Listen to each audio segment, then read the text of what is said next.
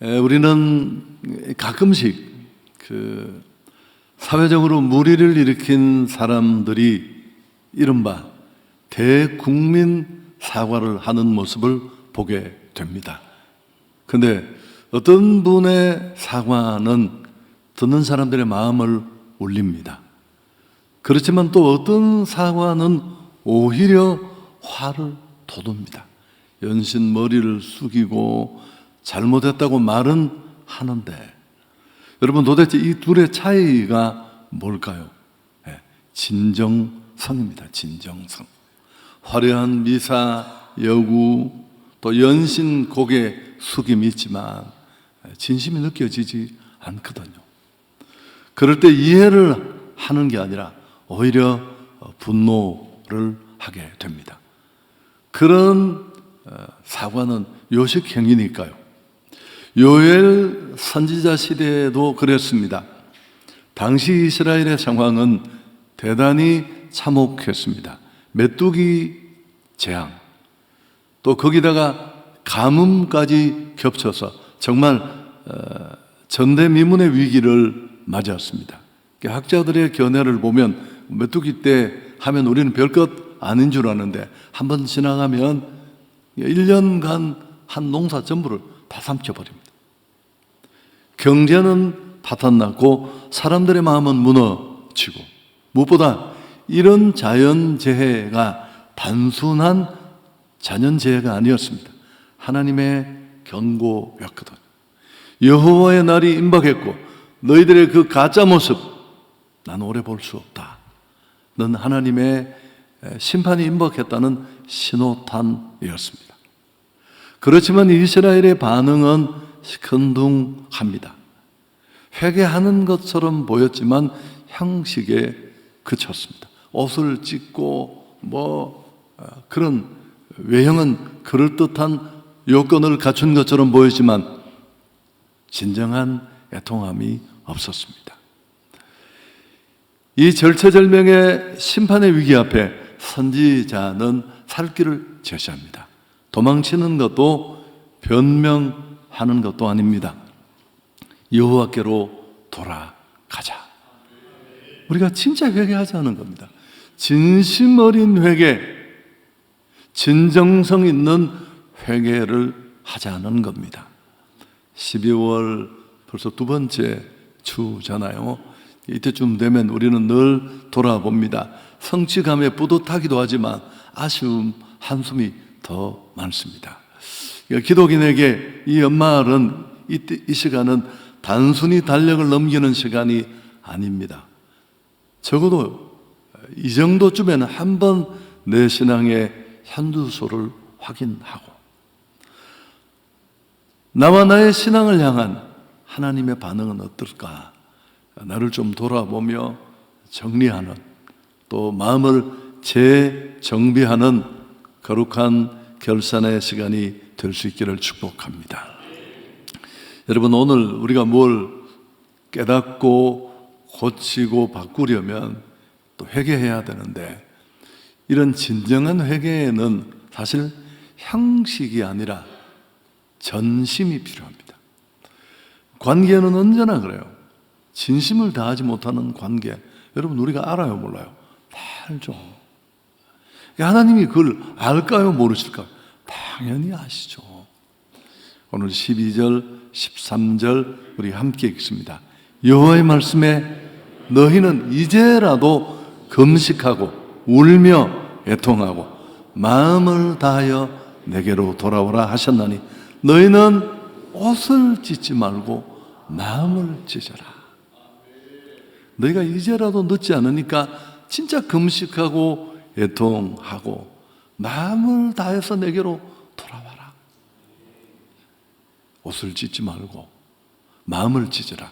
고대 근동은 극심한 슬픔이나 분노를 표현할 때 자기 옷을 찢습니다. 나 너무 고통스럽고 나 진짜 아프다, 나 죄인이다, 이런 외적인 표시였습니다. 근데 문제는 시간이 지나면서 이런 행동들이 조금씩 변질되었습니다. 진심도 없이 죄에 대한 애통도 아픔도 없으면서 습관적으로 옷을 찢는 이런 종교적인 퍼포먼스가 행해진 것입니다. 하나님이 그걸 모르실 리 없으니까 그 중심을 꿰뚫어 보시고, 야, 옷 좀 찢지 마. 짜증난다 진짜. 내 표현입니다. 짜증 잘 내는 제 표현. 내가 정말 원하는 건 그런 가식적인 옷을 찢는 행위가 아니라 너희들의 마음을 찢는 것이다. 내게 진짜 필요한 건 broken heart. 여러분, 이런 말씀이 주어진 배경을 좀 살필 필요가 있는데, 요엘서가 언제 어떤 상황에 기록되었는지는 정확하게 시점을 몰라요. 다만 남유다 요아스 왕 초기일 것으로 그렇게 추정합니다. 근데 이 직전, 요아스 통치 직전의 통치자는 북이스라엘의 그 악명 높은 아합, 그리고 이세벨의 딸이었던 아달랴가 통치했습니다. 남유다를 왕권을 찬탈하고 6년간 지배를 했습니다. 그러면서 온 나라를 그냥 우상천지를 만들어버렸습니다. 바알 숭배가 이스라엘의 국교처럼 그렇게 엉망이 된 겁니다. 요아스가 즉위하고 개혁을 시도합니다. 그렇지만 사람들의 삶 속에 깊이 뿌리 내린 풍요의 신 바알에 대한 미련은 끊어내기 쉽지 않았습니다. 여러분, 이런 상황이었습니다. 이런 분위기 속에 당연히 겉과 속이 다른 흔히 말하는 혼합주의 종교가 판을 쳤습니다. 여러분, 여기서 요지는 뭐냐면 이스라엘은 하나님을 잊어버린 게 아니에요. 여전히 그들은 예배드리고 외형적으로는 흉내를 냈지만 진심은 없고, 하나님도 섬기고 바울도 섬기는 양다리 신앙이 문제였습니다. 이게 전형적인 종교인의 작태예요. 종교인은 교회를 안 오는 게 아니에요. 헌금도 하고 사람까지 데려와서 헷갈리게 만드는데 진심은 주님께 있지 않아요. 요엘이 지적하는 당시 신앙인들의 심판에 임박한 경고하는 그 죄는 뭘까요? 살인, 도둑질? 아니요. 하나님을 향한 그들의 태도였습니다. 이 말은 니코르 믿음입니다. 근데 하나님을 향한 태도, 믿음이 가장 극명하게 드러나는 것이 언제일까요? 이렇게 물으면 객관식을 대라 그렇게 말하겠지만, 여러분, 여러 가지에서 우리의 신앙은 실체가 드러나지만 가장 확연한 곳은 예배입니다. 예배. 그래서 오늘 이 말씀을 듣는 중에 우리가 여러 가지를 점검해 봐야 되겠지만, 무엇보다도 예배에 대한 점검은 내 신앙의 정확한 좌표를 얻을 수 있을 겁니다. 왜 우리가 다시 예배에 종을 치려고 마음을 먹었을까요? 변화의 의미도 있지만, 다시 한번 경계선, 이 예배가 시작되었다. 회사에도 안 늦고 직장에도 안 늦으면서, 회사가 직장이 꼭 같네요. 강의 시간에 1분 늦으면 죽는 줄 아는 분이 예배 시간은 5분이 지나도 10분이 지나도 전혀 여러분, 그건 믿음 없음을 온천에 드러내는 거예요. 주님을 사랑합니다라고 고백하면서 진지한 헌금 한번 준비하지만 양을 떠나서 우리 사정이 다 다르니까요. 그건 숨질 수 없나. 그리고 주님의 마음이 온통 가 있는 그 선교지에, 나 해외여행은 30개국 갔는데 한 번도 안 가봤다. 또 말하지만 담임 목사인 제게, 교구 목사에게는 설명할 필요가 없어요. 그러나 누구에게? 당신의 구주 되신 그분에게 설명해야 되지 않겠습니까? 근데 우리는 잘 그런 걸 놓치고 살거든요. 마음을 찢는다는 게 무엇입니까? 온전치 못한 나의 가식적 모습을 깨닫고 가슴을 치고 아파하는 것입니다. 하나님보다 세상을 더 사랑했고 돈을 더 의지했고 성령의 인도받기보다는 내 욕심에 이끌렸고 교회조차도 교묘하게 이용하는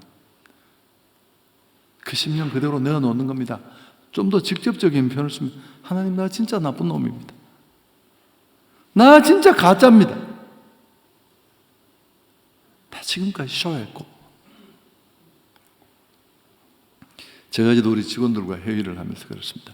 우리는 잘할 수도 있고 실수할 수 있습니다. 어떻게 다 잘해요? 또 죄를 짓고 또 그 죄에 빠질 수도 있어요. 인간이나.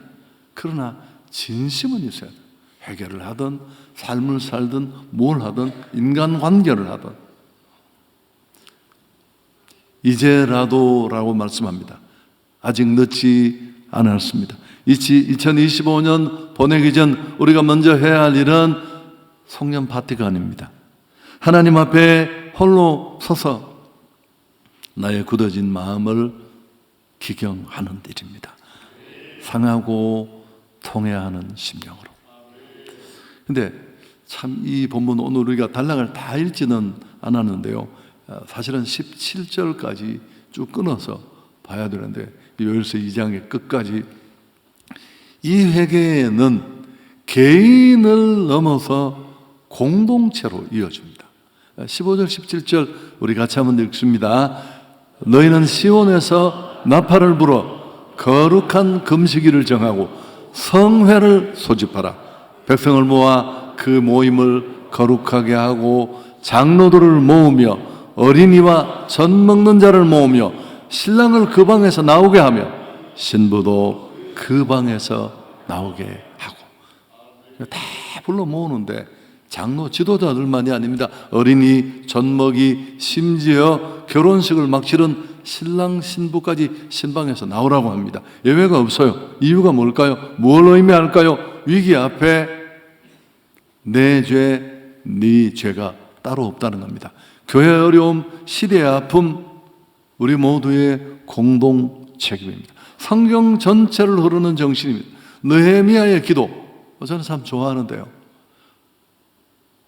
이스라엘의 무너진 성벽 재건의 소식을 듣고 타국에서 잘 나가던 그는 다 울며 금식합니다. 그러면서 기도하는 그 내용에 공동체적 기도문이 나옵니다. 나와 내 아비 집이 범죄했습니다. 야, 여러분, 이런 기도를 우리가 한 번이라도 드려봐야 하지 않겠습니까? 느헤미야는 고국에 있지도 않았어요. 제가 우리 행축 세미나 할 때 앞에 스타벅스 얘기를 하면서 전 참 감동스럽고 제 삶을 바꾼 얘기이기도 한데, 하버드 슐츠는 2008년 9년 스타벅스가 위기를 만나 매장 방문율이 줄고 뭐 막 밥도 팔고 완전히 무너질 직전일 때 그가 전격적으로 다시 경영에 복귀를 해서 첫 번째 한 말이 뭡니까? 혁신의 세 가지 첫 번째가, 오늘 우리 기업이 이런 지경이 된 건 내 책임이다. 자기는 경영도 하지 않았는데 하버드 슐츠의 이 용기와 리더십이 사실은 큰 역할을 한 겁니다. 지도자는 어마무시한 사람이에요. 위기를 어떻게 해석하고 어떻게 직면하고 어떻게 통과하느냐가 다 거기서 비롯되는데, 제사장들은 낭실과 제단 사이에서 울며 기도했습니다. 17절에 보면 같이 한번 읽을까요? 여호와여, 주의 백성을 긍휼히 여겨 주옵소서. 그래서 제가 사실은 포치 기도회를 하고 싶었어요. 뭐 교회 중에 어디 한 곳을 만들어 놓고 다 좀 와서 우리가 끌어안고 울고. 오늘날 우리 교회가 또 우리 성도들이, 하나님의 사람들이 세상 한복판에서 드려야 할 기도입니다. 연말이 되면 뭐 가정이 소중하고 가족 중심이고 나의 아내, 우리 가족의 내년을 생각합니다마는 우리 시야가 그렇게만 머물면 안 됩니다. 좀 더 마음이 넓혀질 수 있기를 축복합니다. 우리 생각만 넘어였으니까. 거기 선교지가 있고 거기 몽골, 호주, 해피박스가 있습니다. 여러분, 억지로 하는 거예요. 이런 건 다 억지로 해야 되는 거예요. 헌금하는 것도 제가 말씀드렸죠. 억지로 해야 되는 거예요. 교회의 영적 상태를 위해, 다음 세대를 위해, 이 나라와 민족을 위해 우리가 함께 울며 기도해야 할 줄 믿습니다. 여러분, 전 그런 면에서 이 엑소더스 집회, 우리 신전 집회 하잖아요. 제가 사실 그 CCC를 이렇게 날탕으로 다닐 때 제가 원단 금식에 너무 은혜를 많이 받았어요. 그 추위에 1일, 2일, 3일 금식을 하는데, 보통 대학 뭐 기숙사 이런 걸 빌려서 하는데 물은 꽁꽁 얼고 세수도 못해요. 배는 또 얼마나 고파요. 춥고 배고픈 거 이 둘이 같이 만나면 상당히 난적이에요. 그 속에 막 그렇지만 너무 은혜를 많이 받아서 처음에는 정말 3일을 했어요. 제가 성도들 데리고 3일씩 금식을 했는데, 이제 진심이 쪼그라들어서 이제 이렇게 10시간 정도 우리가 하는데, 사실 사역자들 또 열심히 하는 성도들에게는 굉장히 큰 부담이에요. 왜냐하면 송구정신 예배가 끝났는데 또 이게 뭘 한바탕을 해야 되니까. 그렇지만 이번 주간에 또 제가 회개하고 너무 감사하다. 여러분 꼭 이번에 나오셔서 함께 기도할 수 있기를 축복합니다. 회개도 하고, 특히 이번 이 엑소더스 집회는 좀 이 생각에 대해서, 제가 찰리 먼거의 책을 읽고 느낀 게 있어서, 그 깊은 생각, 꼭 무슨 영적 생각만 아니라 내가 하는, 전공하는 그 삶의 자리에 좀 수준 있는 그런 삶을 위해서 생각하는 시간도 드리겠다는 마음이 있습니다. 물론 금식하고 기도하는 게 가장 중요하지만, 저는 굉장히 이대 독자로 사랑만 받고 자라서 이기적인데, 그렇지만 우리 교회가 정말 침묵하는 공동체로 머물지 않았으면 좋겠습니다. 우리 교회 걱정만 하는, 죄에 대해 아파하고 하나님의 은혜를 함께 갈망하는 거룩한 공동체가 되기를 축복합니다. 설교 정리하겠습니다. 하나님은 왜 우리에게 마음을 찢으라고 하셨을까요? 우리를 망가뜨리려고. 제가 이 설교를 준비하다가 그게 생각났어요. 제가 중학교를 좀 좋은 중학교를 나왔는데, 물론 뺑뺑이를 돌려서 간 거예요. 갔는데 그게 명문 고등학교, 중학교예요. 선생님들이 무시무시했어요. 사람 패는 걸 완전히 직업처럼 여기는 분들이에요. 그냥 이게 살살 때리는 게 아니고 완전히 그냥 너무 살벌해서 살 수가 없었어요.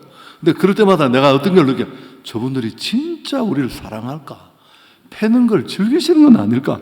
내가 그런 생각을 할 때도 있었어요. 정말 담임 목사가 되고 어떤 집에 신방을 갔는데, 세상에 그 해골로 악랄함을 아주 온 학교를 뒤덮었던 교장 선생님 사진이 집에 걸려 있는 거야. 내가 누구냐고 물었더니만 아버지라기라. 내가 예배를 딱 안 드리고 싶은 거 있죠. 조크예요. 물었더니만 다 마치고 교장까지 하고 은퇴하셨다고 하는데, 그냥 여기서 이렇게 저 끝까지 이렇게 풀로 버컷을 날리면서 뺐어요. 우리는 벌벌벌 떨고 있고, 그걸 볼 때마다 정말 우리를 사랑하실까? 혹시 패는 걸 재미 느끼시는 건 아닐까? 여러분, 좀 지루한 설교여서 하나님은 그렇지 않습니다.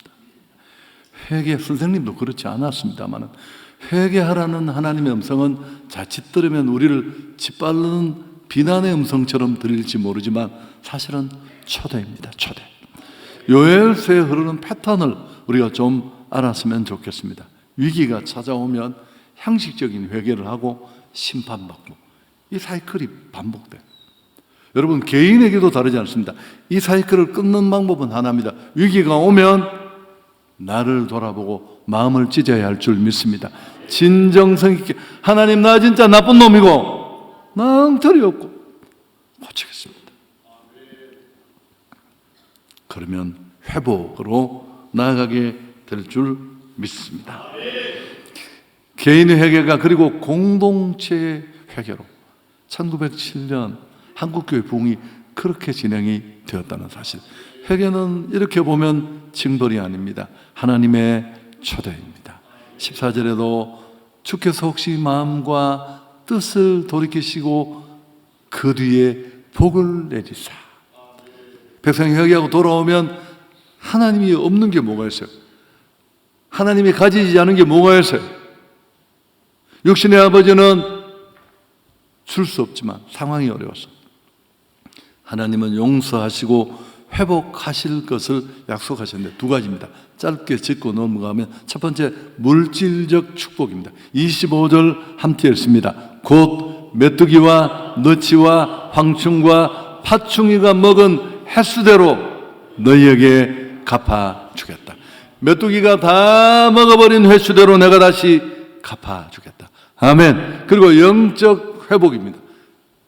바로 이런 상황에서 28절, 이 요엘서 2장 28절, 나중에 사도행전 오순절 성령 강림으로 성취되는 이 약속이 선포됩니다. 함께 읽습니다. 그 후에 내가 내 영을 만민에게 부어주리니 너희 자녀들이 장래일을 말할 것이며 너희 늙은이는 꿈을 꾸며 너희 젊은이는 이상을 볼 것이다. 아멘. 지난 시간 혹시 내 인생에서 살면서 잃어버린 시간들을 보낸 분들이 있을 수 있습니다. 여러분 돌아보면 너무너무 아프고 참 주변 사람 보기 쪽팔리고 내가 이렇게도 예수를 믿을 필요가 있는가 싶을 만큼 빼앗기고 잃어버리고 무너진 시간이었을 수 있습니다. 여러분 그러나 그 시간들은 낭비가 되고 낭비로만 끝나서는 되지 않습니다. 매를 맞을 때 어리석은 자는 뭐를 쳐다봐요? 몽둥이를 쳐다봐요. 우리 아이 딱 들으면 아빠! 다 커서 이런 이야기 지금은 하면 안 돼. 예전 얘기예요. 근데 사실은 뭘 봐야 돼요? 아빠 눈을 봐야 돼요. 왜 이런 일이 생겼는지 깨닫고 우리가 하나님 앞으로 돌아오고 진심 어린 회개로 이어질 때 거룩한 소모가 될 줄 믿습니다. 사단은 우리를 주저앉게 합니다. 너 꼬라지 이게 뭐야? 이게 너의 모습이야? 이게 너 실존이야? 야 그만둬. 넌 끝났어. 그렇지만 하나님은 우리를 다시 초청하십니다. 야 다시 시작하자. 지난 한 해를 돌아보면서 후회되는 일들, 구태연한 예배, 선교적 부르심에 대한 불순종, 실패한 계획, 반복된 죄, 헌신과 나눔의 부재. 여러분 나를 위해서만 살았다면 그건 너무 부끄럽잖아. 단 한 번에 내 관절을 부러뜨려서라도 단 한 번이라도. 그래서 오늘 하나님 앞으로 나가 우리 안에 새로운 변화가 있기를 축복합니다. 사실 오늘 제가 등단할 때 새로 만들어진 8초 시작 영상이 바로 이걸로 만들어진 주제입니다만 일본에는 킨츠키라는 도자기 수선 기법이 있습니다. 그 영상이 아까 그거예요. 깨진 도자기를 버리는 게 아니라 그 깨진 틈을 다시 옷과 옷이라는 거 아시죠? 금가루를 메워서 다시 수리를 하는 겁니다. 놀라운 건 이렇게 고쳐지고 수선된 그릇은 깨지기 전보다 훨씬 더 비싸고 아름다운 예술작품이 되는 겁니다.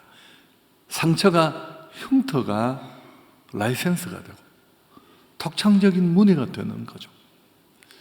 물론 여러분 도자기 깨진 것 그 자체 죄 자체가 아름답지 않지만 우리를 파괴하고 관계를 무너뜨리지만 통해하는 마음을 받으시고 또 그 깨진 틈 사이에 용서라는 금으로 하나님이 채워주셔서 우리는 정말 겸손한 교만할 수 없는 그런 사람으로 더 단단하게 더 아름다운 걸작으로 세워질 줄 믿습니다.